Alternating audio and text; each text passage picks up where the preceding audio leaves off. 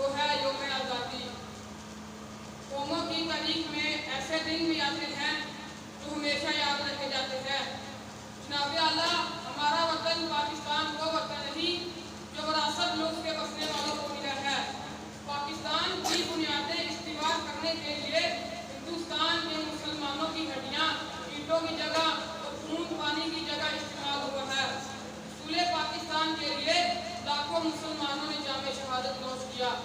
کتنی ماؤں کے سامنے ان کے بچے قتل کر دیے گئے، کتنی ہی پاک دامنوں نے نہروں اور کنویں میں ڈوب کر پاکستان کی قیمت ادا کی، کتنے ہی بچے یتیم ہوئے جو ساری عمر اپنے والدین کی شفقت کے لیے ترستے رہے۔ 14 اگست 1947 کو مبارک دن تھا جب مملکت خداداد پاکستان وجود میں آیا۔ مسلمانوں کے اتفاق اور قائد اعظم کے حضور کی وجہ سے اس عظیم سلطنت کا وجود دنیا کے نقشے پر ابھرا۔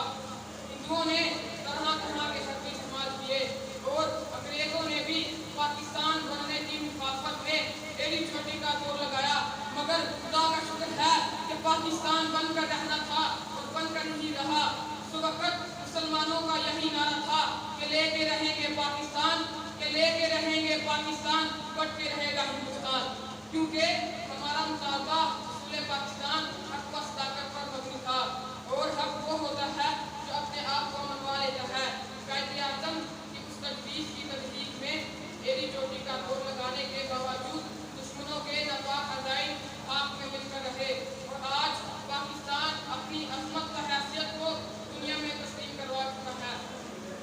ہم تو مٹ جائیں گے اے ارض وطن، ہم تو مٹ جائیں گے اے ارض وطن، لیکن تم کو زندہ رہنا ہے قیامت کی سحر ہونے تک۔ حاضرین محترم اور میرے ہم وطن ساتھیوں، آزادی کا دن ایک ایسا دن ہے جسے تا قیامت یاد رکھا جائے گا، اور آج میں آپ سے یہی کہنا چاہتا ہوں کہ اپنی آزادی کی قدر کرے، اس کی حفاظت کرے، کیونکہ آزادی دنیا کی سب سے بڑی نعمت ہے اور غلامی لعنت اور اکتوب ہے۔